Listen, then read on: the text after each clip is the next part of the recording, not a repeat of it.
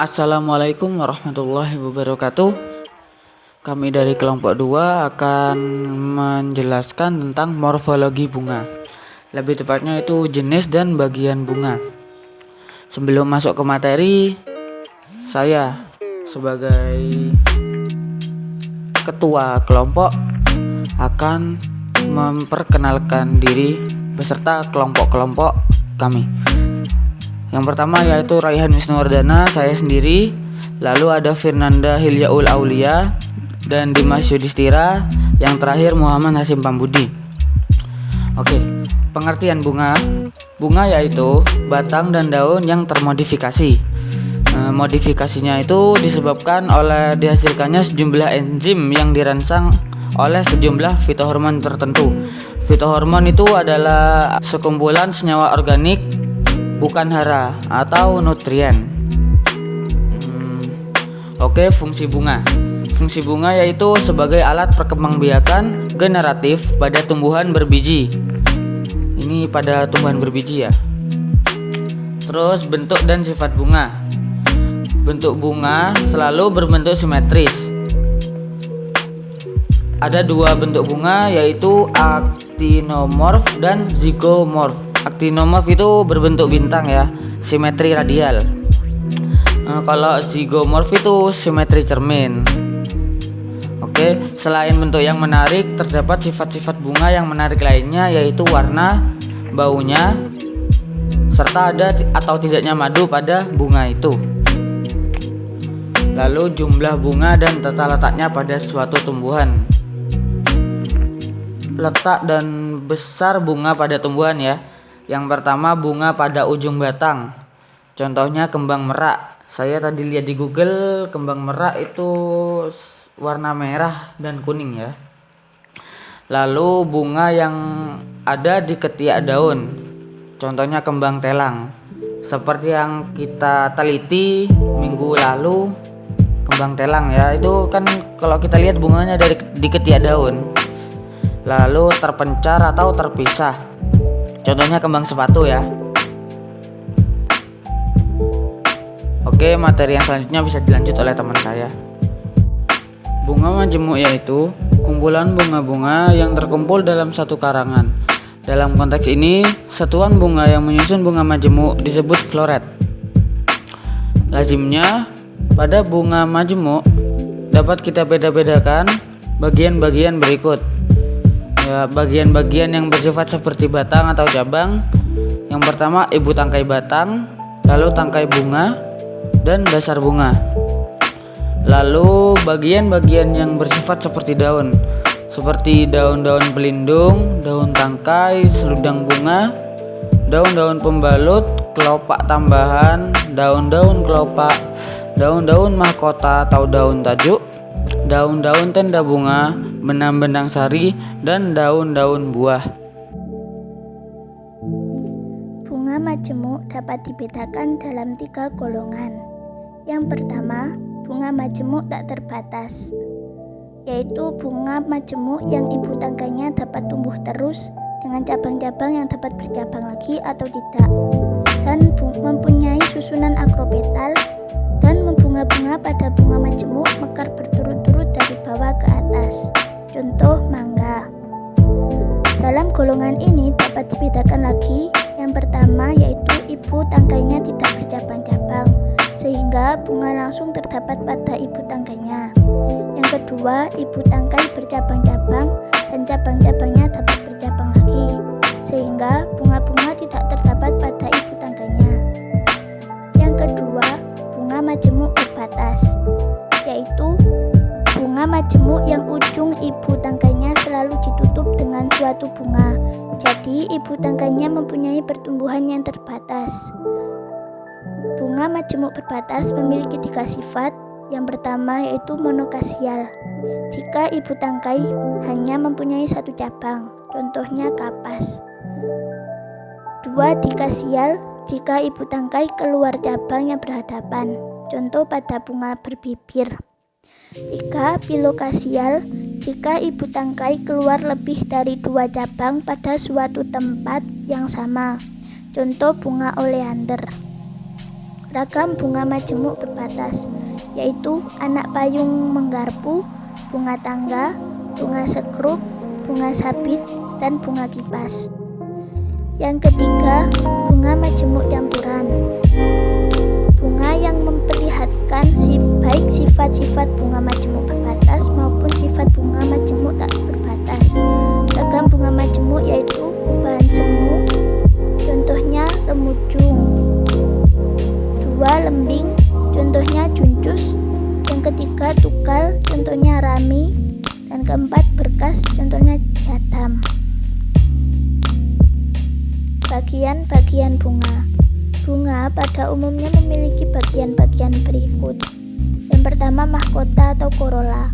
Bagian hiasan bunga yang terdapat pada lingkaran dalam. Biasanya tidak berwarna hijau yang terdiri atas sejumlah daun mahkota atau petala. Yang kedua, kelopak bunga atau kaliks. Bagian hiasan bunga yang terdapat pada lingkaran luar. Biasanya berwarna hijau. Sewaktu bunga masih kuncup merupakan selubungnya yang terdiri atas beberapa daun kelopak atau sepala. Yang ketiga, butik atau pistilum, merupakan alat kelamin betina. Yang keempat, benang sari atau stamen, merupakan alat kelamin jantan. Yang kelima, tangkai bunga atau pedicellus, yaitu bagian bunga yang masih jelas bersifat batang, seringkali terdapat daun-daun peralihan. Yang keenam, dasar bunga atau reseptakulum, ujung tangkai yang seringkali melebar dengan ruas-ruas yang amat pendek, sehingga daun-daun yang telah mengalami metamorfosis menjadi bagian-bagian bunga yang duduk amat rapat satu sama lain, bahkan biasanya lalu tampak duduk dalam satu lingkaran. Mahkota bunga atau corolla. Mahkota bunga merupakan hiasan bunga yang terdapat di sebelah dalam kelopak bunga. Umumnya lebih besar, dengan warna yang indah, menarik dengan bentuk-bentuk susunannya bagus. Tidak jarang pula mempunyai bau harum dan sedap. Fungsi mahkota bunga yaitu sebagai alat yang mempunyai daya penarik serta untuk melindungi alat-alat persarian sebelum persarian dapat berlangsung.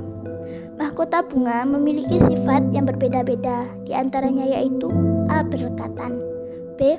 Lepas atau bebas jika daun-daun tajuk terpisah-pisah satu sama lain, C. Daun-daun tajuk tidak ada atau sangat kecil sehingga sama sekali tidak menarik perhatian. Mahkota bunga memiliki bentuk yang bermacam-macam dan berdasarkan simetrinya dibedakan dalam peraturan atau regulasi. Bila tajuk bunga dapat dibagi menjadi dua bagian yang setangkup dengan beberapa cara. Tajuk bunga yang beraturan meliputi 6 bentuk-bentuk. 1. Bintang, contohnya lombok. 2. Tabung, contohnya bunga matahari. 3. Terompet, contohnya pepaya. 4. Mangkuk atau buyung. 5. Corong, contohnya bunga kecubung. 6. Lonceng, contohnya bunga ketela rambat. B. Setangkup tunggal bersimetri satu atau monosimetris. Jika tajuk bunga hanya dapat dibagi menjadi dua bagian yang setangkup dengan satu cara saja, mempunyai sifat atau bentuk yang khas, misalnya bertaji atau karatus, berbibir labilatus, bentuk seperti kupu-kupu Papilionaceus, bertopeng atau berkedok Parasonatus, dan berbentuk pita Ligulatus. Kelopak bunga atau kaliks berfungsi sebagai pelindung bunga, terutama pada waktu bunga masih kuncup atau sebelum mekar. Sifat kelopak dibagi menjadi dua, yakni berlekatan atau gemosepalus dan lepas atau polisepalus. Sifat gemosepalus dibagi menjadi tiga. Yang pertama partitus, yang kedua visus, dan yang ketiga lobatus. Sedangkan sifat polisepalus dibagi menjadi dua, yakni actinomorph dan zygomorph. Butik atau psitilum merupakan alat kelamin betina yang terdapat pada sebuah tumbuhan. Menurut banyaknya daun buah yang menyusun sebuah butik putik dapat dibedakan menjadi A. Putik tunggal atau simplex, jika putik hanya tersusun atas sehelai daun buah saja. B. Putik majemuk atau kompositus, jika putik terdiri lebih dari 2 atau 3 daun. Tembuni atau plasenta merupakan bagian bakal buah yang menjadi pendukung bakal biji atau menjadi tempat duduknya bakal-bakal biji. Menurut letaknya, tembuni dibedakan menjadi A. marginal dan B. laminal. Untuk bakal buah yang terdiri atas satu ruang, maka letaknya dibedakan menjadi 3, yakni 1. Parietal, yaitu pada dinding bakal-bakal buah. Yang kedua, sentral, yaitu pada pusat atau di poros. Yang ketiga, aksilar, yaitu terletak di sudut tengah. Bakal biji atau ovulum merupakan calon biji. Bagian-bagian bakal biji, yakni yang pertama, kulit bakal biji atau integumentum, lapisan paling luar. Yang kedua, badan bakal biji. Yang ketiga, kandungan lembaga. Yang keempat, liang bakal biji. Dan yang kelima merupakan tali pusar. Tangkai kepala putik atau stilus merupakan bagian putik yang biasanya berbentuk benang dan merupakan lanjutan bakal buah ke atas. Kepala putik atau stigma merupakan bagian putik yang paling atas yang terdapat pada ujung tangkai kepala putik atau ujung cabang kepala putik, berguna untuk menangkap serbuk sari. Kelenjar madu atau nektarium merupakan suatu bagian khusus yang menghasilkan madu untuk menarik perhatian binatang untuk membantu penyerbukan. Sari atau stamen. Nah, apa itu benang sari? Benang sari itu adalah bagian tumbuhan yang merupakan alat kelamin jantan. Nah, tadi saudara Budi sudah menjelaskan putik. Putik itu adalah alat kelamin betina, sedangkan benang sari ini adalah alat kelamin jantan. Pada benang sari itu terdiri dari 3 bagian, yaitu yang nomor 1 tangkai sari atau filamentum, yang nomor 2 adalah kepala sari atau antera, yang nomor 3 adalah penghubung ruang sari atau konektivum. Mengenai duduknya atau tempatnya benang sari itu dibedakan menjadi 3. Yang nomor 1, benang sari itu jelas duduk atau bertempat pada dasar bunga. Contohnya itu pada tanaman jeruk. Yang nomor 2 itu benang sari tampak seperti duduk atau bertempat di atas kelopak.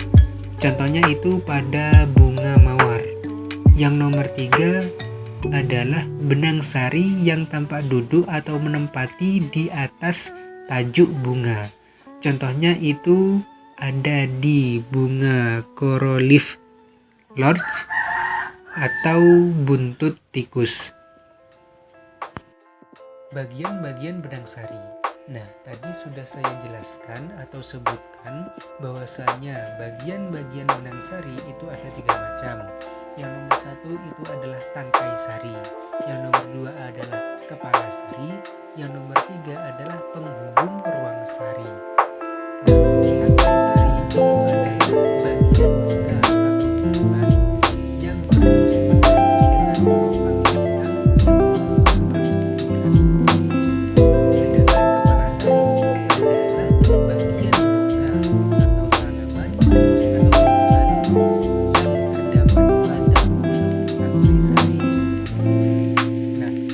sari ini merupakan suatu bagian yang bentuknya bermacam-macam, artinya tidak satu bentuk, yang di dalamnya itu terdapat 2 ruang sari. Tetapi dapat pula hanya satu atau lebih dari dua ruang sari. Penghubung ruang sari atau connecting loop.